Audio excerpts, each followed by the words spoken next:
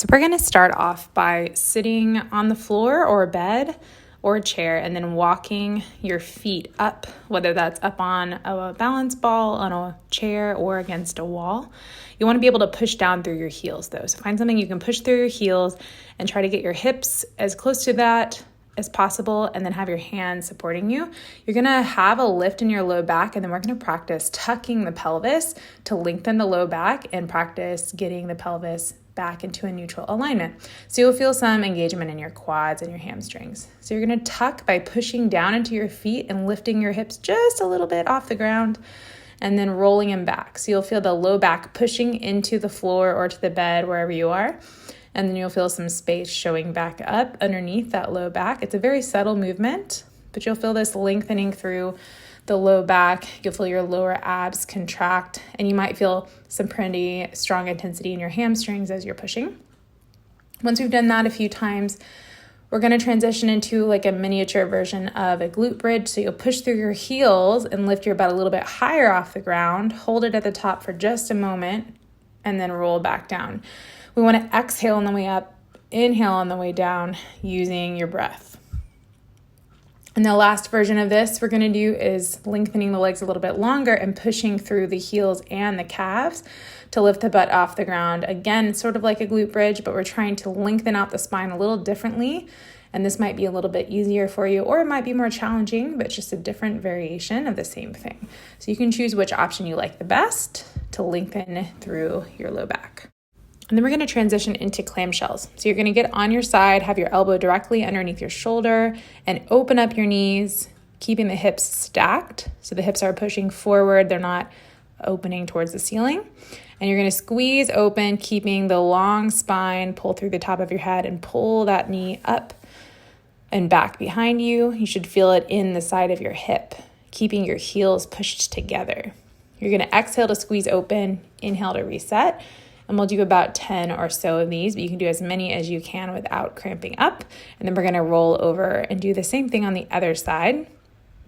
Again, you want to make sure your heels are lined up and you're thinking about pushing your hips forward. Your leg on the bottom is completely resting on the ground, but as you're pushing your hips forward, you might feel a lift and your butt might pull away from the ground a little bit. And you're going to feel this squeeze in your whole backside, but especially that top hip on the outside. Keep the long line through your spine as you're doing this. And then we're going to take a moment to stretch out the hips, so open up the fingertips and lengthen the spine. And we're just going to shift side to side with the hips to loosen up any tension that we caused by doing those clamshells. This feels great on your low back as well. You'll just basically look back behind you towards your heel, or just wiggle your hips side to side. And then we're going to play around with bird dog. So pull the spine long, extend through one heel, keeping a flat back, replace your knee, and then extend through the other heel. The goal is to push as if you're trying to close a door or a cabinet with your heel. So don't worry about how high your leg is getting, or if your leg's perfectly straight, just push through that heel and keep the back flat. And if you feel like you can add something extra, the opposite hand is going to reach forward. So you'll feel a stronger lift in your core in the front with this one. And the whole time you're keeping your neck neutral and relaxed, jaw is relaxed. And we're just pushing and lengthening. You should feel like you're growing taller with each rep because you're pushing in both directions, down and up. Next, we are going to be doing a glute bridge march. So you're going to walk your heels up close to your butt, roll the shoulders back, roll up into a glute bridge. And you can just keep doing this if that feels best for you. But if you want to strengthen a little bit more, lift one heel off the ground, keeping the knee bent about 90 degrees. Push hard through the other heel as you pull that knee up towards your chest and then push it right back down. Make sure you're breathing the whole time here. This shouldn't put any pressure on your low back. So if you need to bring the hips lower to do this comfortably, that's totally fine. Try to think about having a neutral straight line from your shoulders to your knees, and then roll down carefully at the end. And then up next we have a side plank variation. I'm going to show you several options. Make sure your shoulder or your elbow is right underneath your shoulder. So you want to have this straight line from the floor to the ceiling. That's the goal, but you don't have to have your hand up like I'm showing. Just want to show that we have the shoulders stacked. You can have your upper leg with the foot behind you, in front of you, or you can have one knee on the ground, one foot straight. You can have both knees on the ground, or you can have both feet on the ground. So there's lots of different options here. Find one that feels like a challenge for you, and then you can either hold it, or we can do some pulsing. So with the pulsing, you're gonna keep those hips stacked, you're gonna roll down to the ground and squeeze and push straight up. You don't wanna let your elbow travel too much higher than your shoulder is here, so the hand that's on the ground, make sure that it's still right underneath you and not reaching up behind your head. You'll exhale to come up towards the ceiling, and then inhale to roll down. And once you've done about 10 reps of that, if you feel comfortable with it, then we'll move to the other side. You can also just continue to hold a static plank here. Here I'm going to demonstrate with one foot behind. This one is a great way of working towards the 2 feet side plank, but it's a lot more stable, and it's a lot easier to do that hip dip going up and down. Keeping the shoulders aligned is super important, but if you need to for balance, you can put your hand on the ground and help yourself feel more stable that way. It's just easy to roll forward when you do that, so try to be mindful of opening up your chest. You'll exhale to come up, inhale to come down, nice and steady.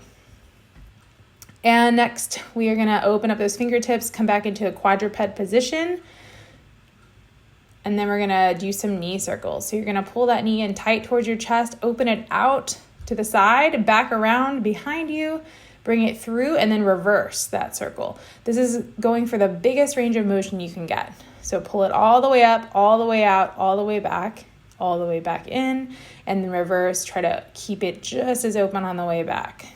We're gonna do about 3 to 5 of these on each side. And notice how my back is really flat here for the most part. There is some gentle movement, but trying to keep the spine lifted and long and not collapsing in the low back. So we're pushing through the palms of the hands evenly, and the knee that's on the ground is also supporting a lot. It helps to add your breath here. So you can inhale to open the knee out, and then you can exhale to push it back around. Try to keep pushing evenly through both hands, and check in with your neck. Make sure your neck isn't tight here. Try to relax it, but relax your jaw. And again, we're going for about 3 to 5 reps. Just do what feels good for you. If you want to keep going, you can. And then you can go back to the beginning and do all of this all over again, or if you're ready to be done, you can stretch out the hips just like we did a little while ago by shifting the hips side to side. This is just really great for any kind of tension. You can do it at any time you want, even if you're not doing this sequence. And then we're going to come up to a half kneeling stance, so that foot is directly underneath the knee. You're going to reach up and over towards that leg, thinking about lifting tall through the spine. And then you're going to walk your foot across and shift into a pigeon pose. Now there's a lot of different ways you can do pigeon pose, so feel free to choose a different variation than what I've shown here. But basically you want your knee up ahead of you and your back knee is pushing back behind you, and you're going to shift forward. I've got my hands on the ground, but you could also use that chair for balance. You can use a pillow or a balance ball to push into. Or you can do this standing with your knee hiked up on a chair or a table or a bed. You're going to gently ease out of it. We're not spending a lot of time there today, but feel free to stay longer if you like. We're going to shift back to the other side, half kneeling, reach up and over, feeling that stretch to the side body. And then we're going to heel toe across. You want your feet to be kind of in line here, and then bring the knee down. It's a little bit easier to see what I'm doing on this side. And shift back with the other knee, and then you can shift forward here. One knee might be, or one hip might be tighter than the other, so don't force yourself to do it the exact same way on both sides. But the biggest thing here is to focus on your breathing. So you inhale into your hips, exhale, relax your jaw. You can also do this with your hands on the chair like I'm demonstrating here, or any other surface that you've got. Or again, you can do this standing. And feel free to use those props to come out of it. And then we're going to do this 90-degree angle hip opener. So you're going to sit with one knee in front of you at 90 degrees, one knee behind you 90 degrees, and you're rotating towards the knee that's in front of you, pulling tall through your spine. I'm touching the wall to help me rotate. And then you're going to push your heels into the ground and see if you can swap your knees over to the other side. This is quite intense. So don't feel like you have to do it exactly like me. When you get there, you want to push that back hip forward. So you're trying to align your hips and your spine. And then we're going to go back to the other side, sit really tall here. If you want extra sauce, you can reach up towards the ceiling and not use your hands for balance. And you can try transitioning with no hands. That's a lot harder. So if you need to use your hands, that's totally fine. But it can help to lengthen your spine. And once you get there, if you want to reach up and play around with that, you can. And then last thing, we are going to bring the toes together, walk the knees really wide for a child's pose or forward fold.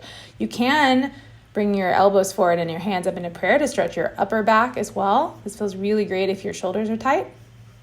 Or you can walk your fingertips forward and lengthen through the side of your body and your low back primarily. You want to breathe into your hips here and exhale, relax deeper towards the ground. I'm going to show you a couple of different options. If this form of child's pose doesn't feel good for you, you can also do it on a chair with your arms reaching towards the back of the chair. This would work on a bed or a balance ball as well. Just tuck your chin and relax your jaw no matter where you're at. You can also do this standing. So you can grab a table, bed, chair, walk back so you have a stretch, and then you're going to shift your hips back and walk your hands forward or grab onto the side of the table if it's something that's kind of anchored. The more you shift your hips back, the more you'll feel this in your low back and your hamstrings. This is a great hamstring stretch as well. And then bend your knees to roll up nice and slow, and you're done.